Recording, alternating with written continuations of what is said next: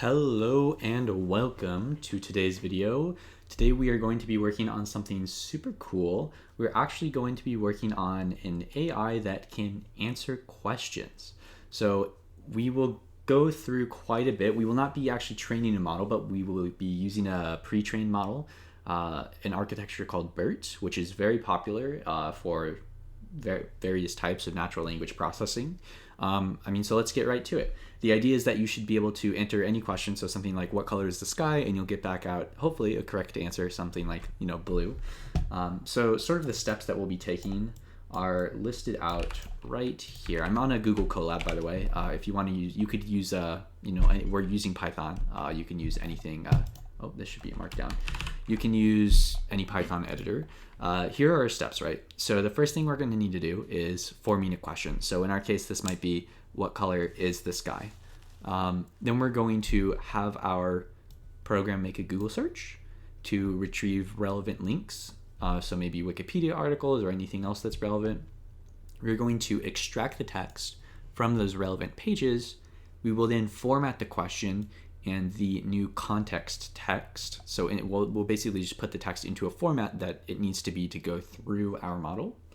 And then we will pass the question and context through our question answering model, which will be a BERT model. And if you haven't heard of BERT before, don't worry, I'll go over it. And once we do that, we will get the output from the model and we will format it so that we can report an answer. So again, we're going to dive right into this. You might need to install some new libraries. I'm going to just copy and paste all our requirements right here. It's quite a bit. So we will use NumPy for the math. Requests, you should have this by default. This comes with Python. It's for making like HTML requests and HTML, that's a little weird, but making requests to get sort of website text is what we'll be using it for at least. So HTML to text, you might need to download this. I will put a little thing right here. So this is a command you can use if you need to download it. I will need to download it because I'm in a Google Colab. And we will also use simple transformers. We will also need to download this. So we'll be using PyTorch, by the way. I usually use TensorFlow, but I thought it'd be a little fun to switch it up. That being said, we won't actually be using any of the direct code because we'll just be using the model, not training it. So there's very little we'll actually have to do. Transformers is a really cool GitHub repository. We can actually check it. Transformers. Let's see if it comes up. No, it'll probably come up. Yeah, maybe. Okay. Transformers GitHub. It's a really cool library that has a bunch of transformer architectures, which are a type of architecture that works really well for natural language processing. And BERT is a particular architecture that uses these transformers. So it's really cool. If you're looking into NLP stuff, this is a great place to look around. Here's our BERT model. It has a bunch of models, as you can see. It'll help us load it up and then use it. And simple transformers is a library on top of transformers that makes it even easier, just to save us some time. RE, this is regular expressions from Python. These two are Jupyter, sort of these are IPython, just to help display things. Beautiful Soup, you might need to download this if you are not on a Colab but on your own computer. This will essentially help us extract text from a website, because when we get the website, right, we'll have a bunch of HTML, which will look a little bit janky. We'll want to just extract the text from that. That's what this will help us with. This markdown, essentially, it will also help us if we have things like Wikipedia articles. It will help us convert those sort of Wikipedia formats and whatnot to just normal text. I know it's a lot here, but we'll get to each part individually, and I'll show you how we tie it together. So first, let's install these. That will take a second.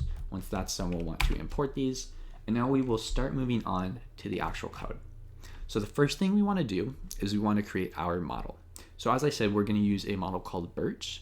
BERT is a transformer-based model. It's essentially a model where you can put in a bunch of text and you get out either word embeddings, or maybe you can use it for classification, or you can use it for a bunch of things. It's super, versatile. And it has a really good accuracy in general. There's better models, but BERT's sort of the basis for a lot of really great ones. So to create our model, it would usually take a long time, but it's actually really easy with this question answering model that we imported from this simple transformers.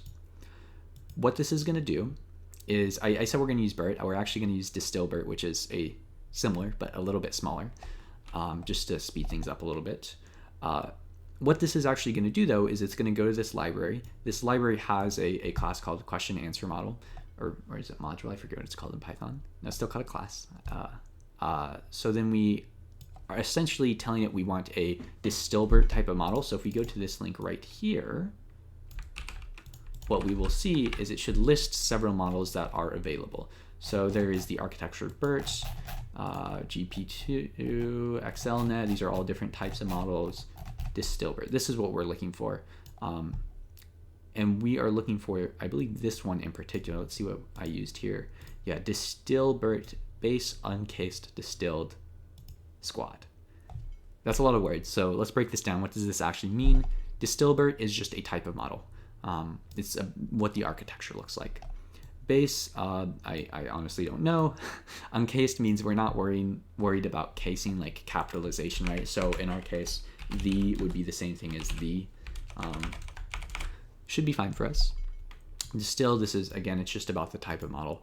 Squad, this, so if you want to go by yourself and change the model you're using here and try out different things, make sure it has a squad at the end. The reason why is that, as I said, we are not going to do any training by ourselves just because it takes a long time and it's very hard. If you're interested, leave a comment. We certainly could in a future video, but for now, we're just going to use the model, and if this is pre-trained on squad, that's what we want. So squad is a particular data set that is used for question answering. Here it is. So this is squad 2.0. So this is a benchmark people use for, and this is a leaderboard right here, actually. You can see, yeah, so Albert is the state-of-the-art model right now for this type of thing. But yeah, so if it does not have squad at the end of it, you can see here, this one would work, this one would work. If it doesn't have squad at the end of it, the issue is that it's not going to be trained for the right task. So that's why we're using this. And so let's actually try using this model out. So let's make a new cell here. And this is how we are going to use the model. Super easy. The only thing that's a little weird is the way we input the data. So this question data is the data required that goes into this model. So it's in this sort of dictionary format where we have a question answer, I don't know what the S is for, but we have a list here that has, I guess, just one dictionary item. Again, it's a little bit weird, but anyway, we put our question here. So in this case, we're going to say maybe, what color is the sky? Simple example. The ID doesn't matter. We're just going to use 0. And then we are going to have answers. Now, why are the answers in here? This is for if you're training the model. We are not training the model, so this doesn't actually really matter to us. So I just leave the text as a space and answer start at 0. So this is impossible. When you're training these, sometimes the models are trained to also predict whether or not a question is actually answerable using the data it's given. Sometimes it's not answerable, so this is, again, used for training. So all we need to really worry about is the question here. Then after that, we need to give it a context. So the way these models actually work is, let's say you have your model here, right, this in this sort of box, and you give it some input, right? So what's actually in the input? The input, it's not just a question, it's also context text.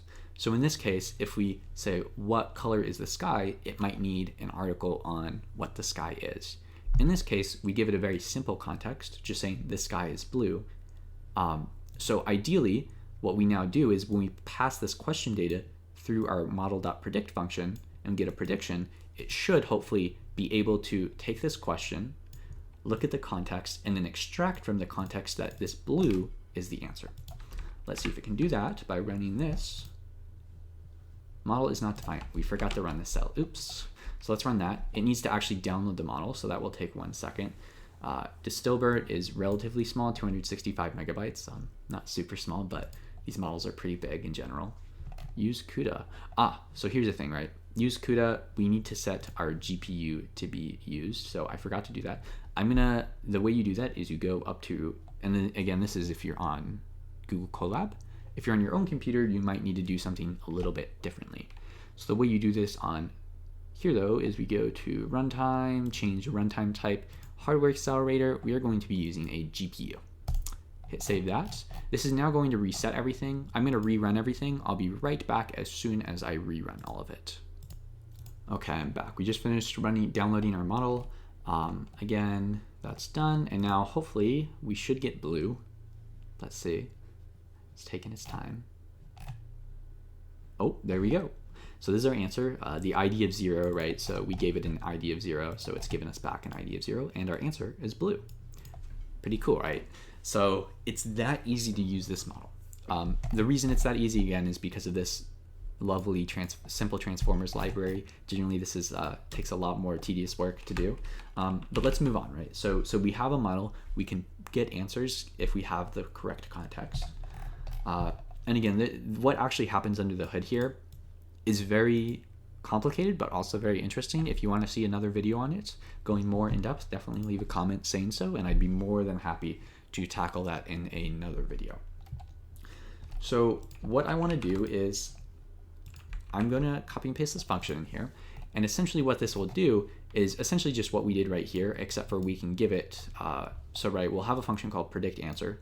We give it our model, right? So our model we made. We give it a question, which would be what color is the sky, our contexts. So in this case, right, we might have multiple context sentences. And in that case, we want to be able to pass all of them in. And then we want to pass in a sequence length. So what is this sequence length? We are actually going to split up the contexts into different chunks. Because the context needs to be inputted into the model, it can only be so big because the input only has so many sort of nodes, right? It's limited. So we might have to do multiple passes to get through everything. Debug, this is just a variable I added here for when things were not working to kind of figure out what was going on. We shouldn't be using it here though. So the first thing we need is these split contexts. What we're going to do is this is going to hold each of our separate contexts. Let's move on to here. So essentially for every context, we're going to break it up into 512 length chunks. And this split context will now contain all of those chunks, right? So if we had hopefully that makes sense. If it doesn't, I'd say just go ahead and run this. It should be fairly obvious after you go ahead and run it and just print out the result. So now what we want to do is we want to go through each of our contexts and append a new sort of question data dictionary, right? Because remember, we need this whole dictionary to ask a question. So the ID, again, this is kind of arbitrary. The question will be the same, right? Whatever question we pass into this function, we will use as our question for every one of these run-throughs. The only thing that will be different is the context. So that we're just looping through all the contexts and trying to get an answer from each one of these contexts. What we want to do then is pass each of these, right? So fdata will now contain several entries in some cases, right? So it might contain 2 entries. Both of the questions might be, what is the color of the sky? But then we might have 2 different contexts. One that maybe has the answer and maybe one that doesn't, or just if we have a Wikipedia article, for example, very commonly we're going to have a lot of different contexts because we're not going to be able to fit all of the tokens into just 512 words. 512, I don't know what to call it, but yeah. So what we want to do now is pass these through our model, get our predictions, and then what I'm doing here is I'm essentially just formatting these answers. I'm grabbing the answers from because if we go back here, you can see this isn't just the answer. It gives us a list with a dictionary for each entry, and then an ID and an answer. So we're just extracting that's gonna bother me. We're just extracting the answer here.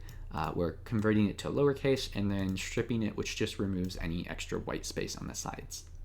The reason we do that is what I actually do here is we're going to get several answers back because we're trying to pass through the model several different, the same question, but with several different contexts.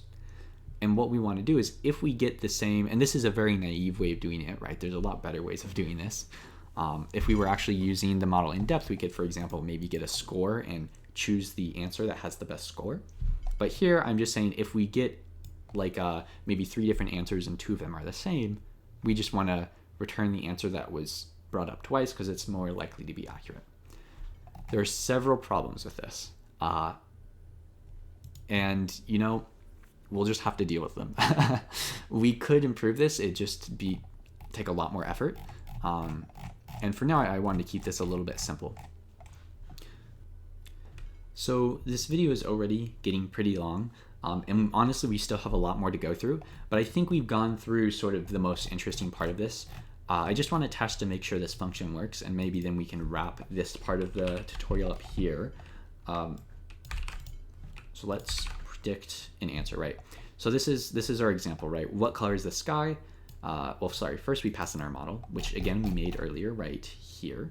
So we're using a DistilBERT model. Then we want to ask what color is the sky, and then pass in our contexts. In this case, we have one context, and it is the sky is blue. We run this. Hopefully we get the right answer. We forgot to run the cell again. Now we run this. There we go, we get blue. Awesome.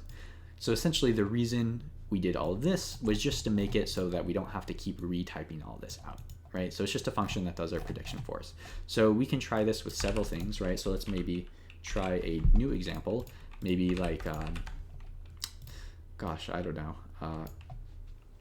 What is the largest animal in the world? Let's make a little bigger one.